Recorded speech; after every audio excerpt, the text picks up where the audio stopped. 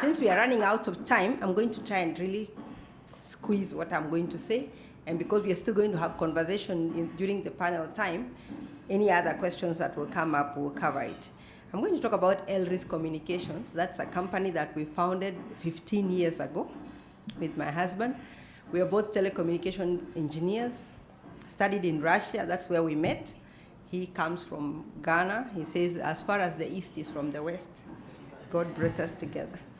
So what is ELRIS Communication, and why do I want to talk about it? First of all, it's a limited liability company. So we do business in Kenya.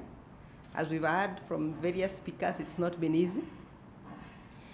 But because ELRIS is named after our children, that is Emmanuel, Luna, Ruth, Irina, and Sveta, we have 5 adult children. It's forced us to do ethical business. Why? Because they are watching. We have a cloud of witnesses. We have children who are looking at us and thinking, how do you do this? How do you do that?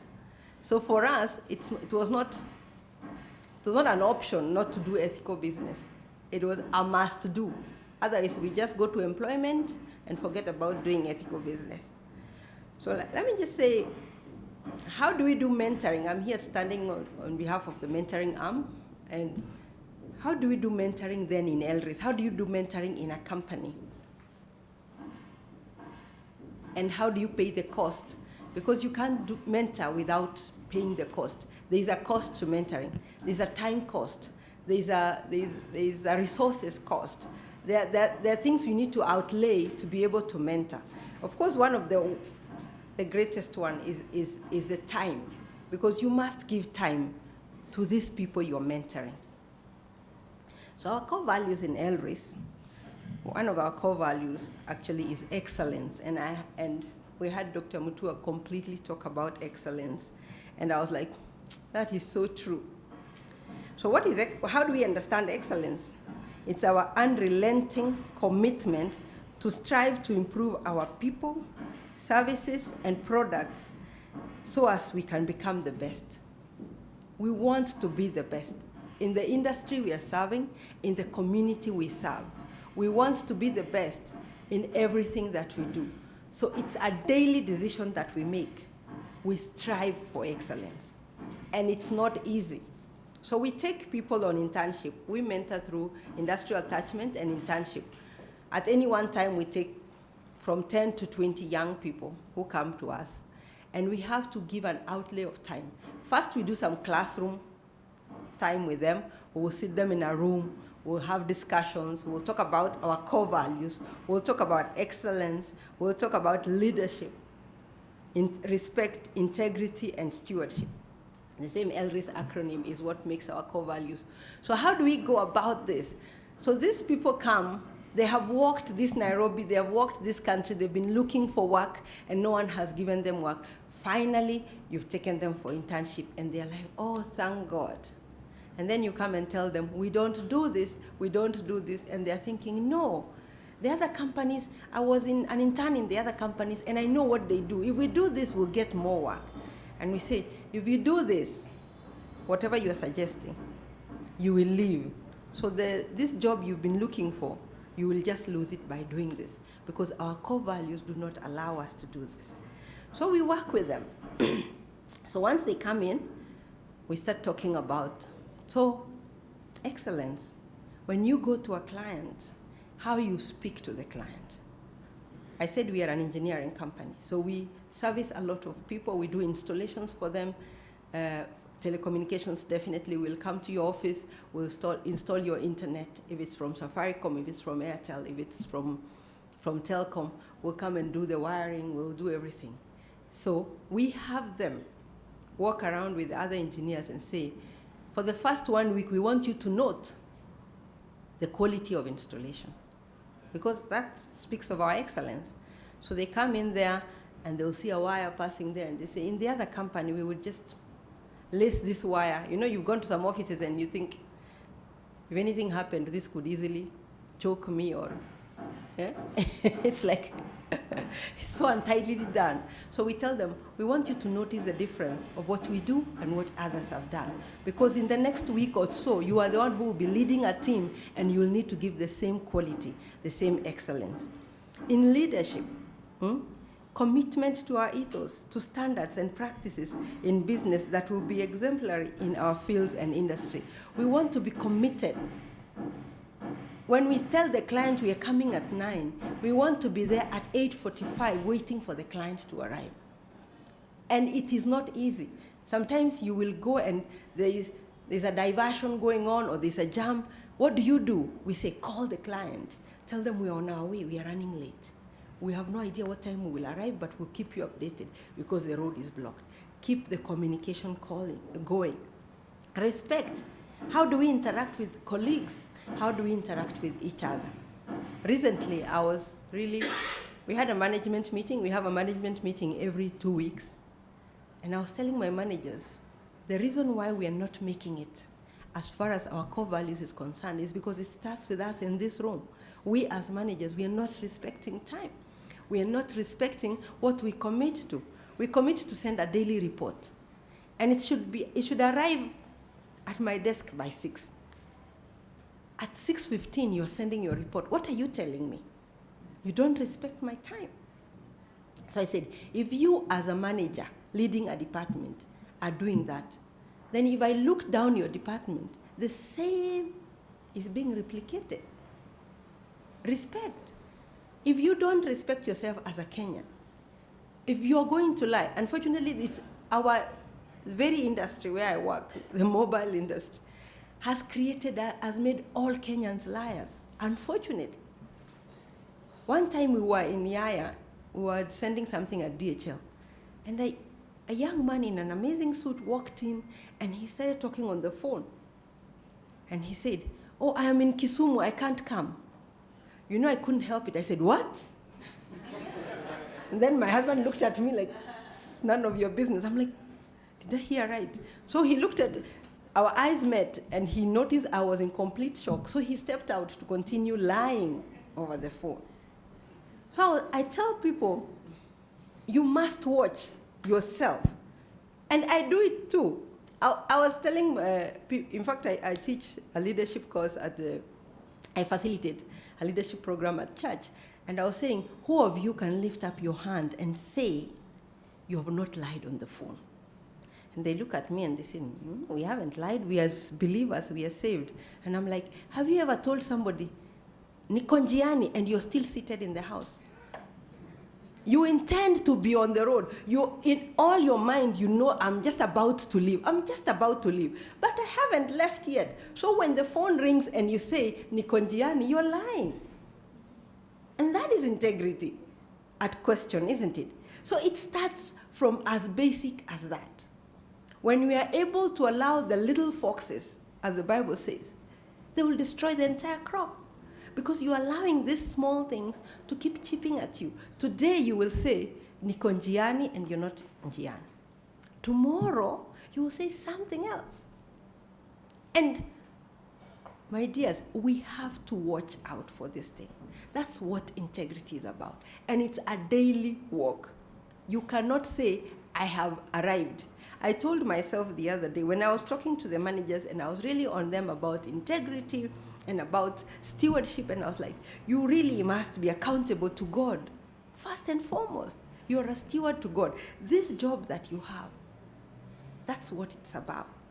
So I have talked about this, and I've gotten myself really worked up, and they have decided they are going to change, and they have committed once again. And so we disperse, and I go home. We finish our meeting on Friday afternoon, and now I'm at home on Saturday morning. A friend of mine calls and says, oh, I heard that Safaricom are selling pickups, and I want to buy one. Could you find out for me?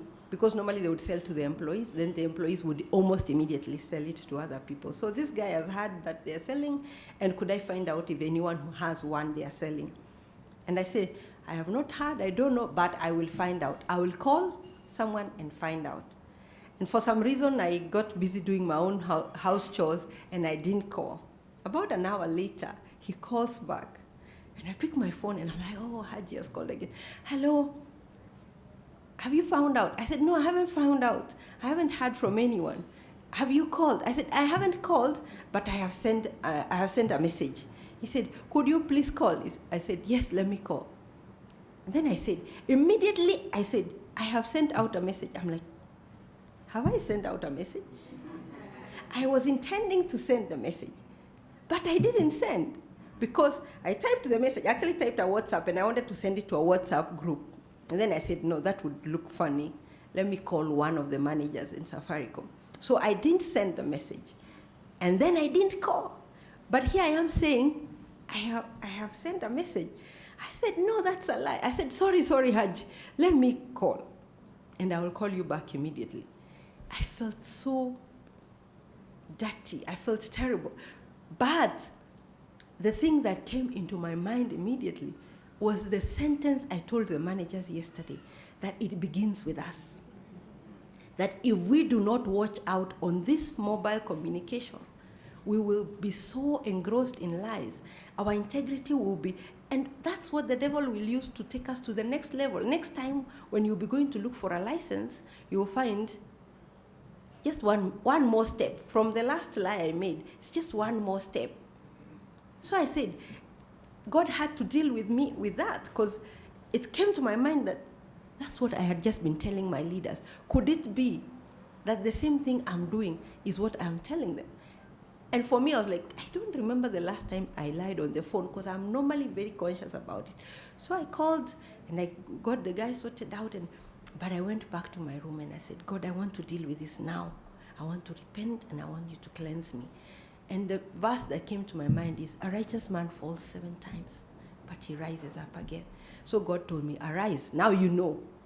Now it means you cannot think you are standing. Let he who stands be aware that he may fall.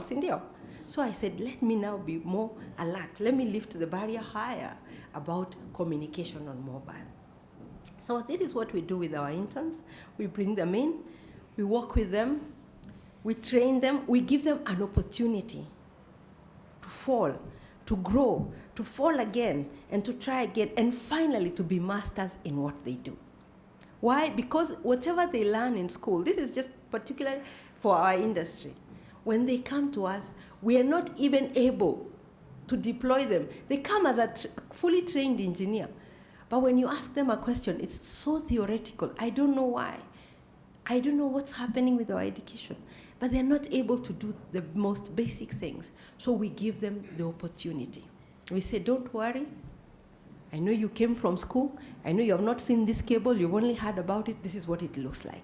I know you've not seen this. And we allow them to try. We allow them to fail. We allow them. Within 3 months, they themselves come back and say, I am ready. I want to do an installation by myself. And what a joy. Because by the time they leave us after 6 months, some of them don't even get to 6 months. They're being poached by big corporates. They're getting offers for jobs. Yet they've walked around not getting any offers because they could not express themselves. They could not say, I am capable of doing this confidently. But now we give them that opportunity to go confidently. And of course, our idea and our plan is to completely infect the industry with people of integrity. So that when we go out there to those big companies, when we go out there and meet them on the streets, we can confidently say, we know you're doing the right thing. And when they are now going to practice procurement or whatever in those big companies, we can be sure they are doing the right things. And they always have a home they can come back to and consult and grow better. And they have a WhatsApp group that they call Elris Friends and Family for everybody who has ever been through our hands. They chat there, they grow one another, they're still growing, when new technology comes, whoever has interacted it with a different company, they're able to share with others. It's a work that we all must commit, but it starts with us. If you cannot stand there and say, I am above reproach in this area, then it's almost impossible that whoever you're mentoring will be able to do that. Just in closing, I want to say about the licenses. When we start, we need a lot of licenses to operate. We need NCA, we need CAK, we need a lot of things. So we normally start very early, like as early as September, we will be sitting at NCA. The first time I went to get the NCA, I went myself because I sent our administrator so many times, and I was like, look, we will soon grind to a halt if we don't have this license. So I decided to go. So the first time I went there, I took a big book I was reading, and I went and sat through there for 3 days. I would wake up in the morning at 8, I am there before they open. The next day, I'm there. By the time they're closing at 5, I am closing with them. I go the next day, until finally, the boss came and said, Mama, unafanya nini hapa? I said, nataka license. Have you applied? Ndio. Have you submitted? Yes. What have you been told? I've been told to wait. It's going through approval. Where is it? So he held my hand. He didn't know me, but he went from room to room. Do you know, by the end of the day, I had the license, and he said, we need to photocopy the receipt. We went with this boss to the photocopier. He didn't even have the key for the photocopy. He asked the lady who was cleaning there, what's the key? I want to photocopy this receipt. He photocopied the receipt, attached, went back to his office, put it in the file, and gave me my copy, and I left. I said, it took me 3 days. I didn't pay anyone. I spent time all right, but I know now, anytime I appear in that office, everybody knows me, and they know I'm going to sit through, so they'd rather give it to me. They'll just like, have you filled it online? Eh? Okay, here it is. So they don't let me sit there anymore. When I go to any other office, I've sat in some offices. I went to a county office in Samburu, and I sat there for a good week on a bench. When the cleaner is opening at 6, I'm there. When she's closing at 6 p.m., I'm living with her. I even started ministering to her, talking to her, helping her clean. But in the end, I got the document I needed. It takes time, as you said, but we get it for free. Thank you so much.